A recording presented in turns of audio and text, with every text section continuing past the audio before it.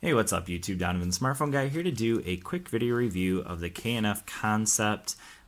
This is a dash camera, so something a little bit different for this channel, but yet nonetheless it's tech, and so we're going to go ahead and do it. So I've been using this camera, this dash camera, for the last couple weeks, yeah, so I'll kind of share what my thoughts are on the camera so far. And this is $85 on Amazon, so pretty reasonably priced dash cam. You can obviously get them considerably cheaper, but your picture resolution will be pretty small or pretty low. So you can see that it is a very small dash camera, which is a good thing because obviously with it going into your dash, you're going to want kind of a smaller camera.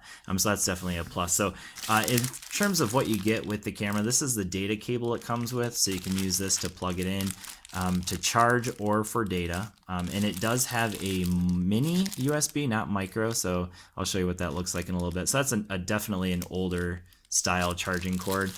It does also come with one that directly plugs into your car charger. So there you go. So it has the typical 12 volt there. And then we have a spot to plug in an extra USB. So if you want to charge your phone while you're using the dash cam, or while you're charging your dash camera, you can do that as well. One thing I will mention about this particular cord, this is the one I used the whole time I was using the camera, but it does again have that mini USB, is that this piece right here lights up to show you that it is charging, and it gets pretty bright. It's a blue LED notifier there, and it gets pretty bright, so that's one little bit of a frustration there.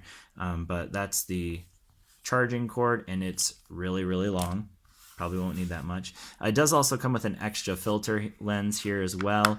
This is for bright light situations, so it's kind of a bit of a polarized lens there. And then, so you probably use that for summertime, but winter here in Michigan, probably don't need it. This is going to plug into the camera right here.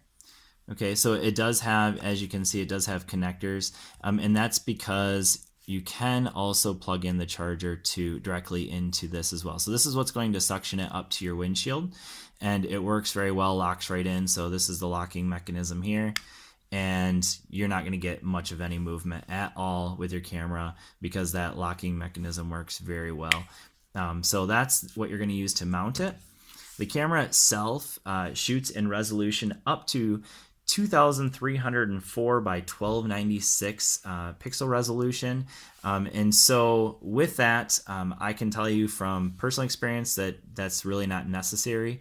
I shot all of the video that you'll see in this review was shot in 1080p at 60 frames per second. So it can shoot in 1080p, can shoot in 720. It can also shoot in that higher resolution that I mentioned. I believe that's 2K. Not exactly sure. It might be 4K. I think it's 2K though. So it can shoot in very high resolution. In terms of stills, it will shoot 4 megapixel stills. So I personally didn't really use it for stills because, well, it's a dash camera and that's what I used it for. So it does support micro SD. It has technically 128 megabytes of onboard storage. So you can shoot about 5 seconds of video before you'll need an SD card, but it has it, I suppose. It does also have a 130 milliamp hour battery, so that lasts about 5 minutes. So basically, you're going to have it plugged in anytime you're using it. So initially, you can probably have it unplugged, but for the most part, you're always going to need it plugged in. So it does have HDMI output here. That is for charging it, and also for data. So if you're going to transfer video. Personally, I didn't use that because I just popped my micro SD card out whenever I wanted to get the footage. These are going to be used for your menu buttons, and it is not currently chargeable. I don't think it is anyways. Because it hasn't been plugged in. Oh, just kidding. Okay, so it's going to work right now, maybe. Okay, it hasn't been plugged in for a few hours, so it's already dead. Like I said, it's only got a 130 milliamp hour battery, so it's just definitely not going to work. So mode's just going to switch it between camera mode and so still mode and video mode. This is our shutter button here, and then we have our menu button and power button, which is what I use to turn it on, obviously. And with the menu, there's all kinds of options here, so you can make it so that it loops in 1 minute, 2 minute, 5 minutes, 10 minutes, and 20-minute videos. So it'll automatically loop after so it'll do 20 minutes, 20 minutes, 20 minutes, and then once it gets to the end of your micro SD card, it will loop and overwrite the last 20 minutes. So similar to like a security camera or other dash cameras as well, but it'll only, the longest loop it'll do is 20 minutes, or the longest single video is 20 minutes that you can get with this. So just something to keep in mind. I think my preference would probably be a little bit longer than that. Like I'd like an hour loop, but it is what it is. And with a 32 gigabyte card in there, you're easily, so that's what I had in there. I had a 32 gigabyte card, and it easily could last me a few days before it looped. And then also it does have a microphone built in.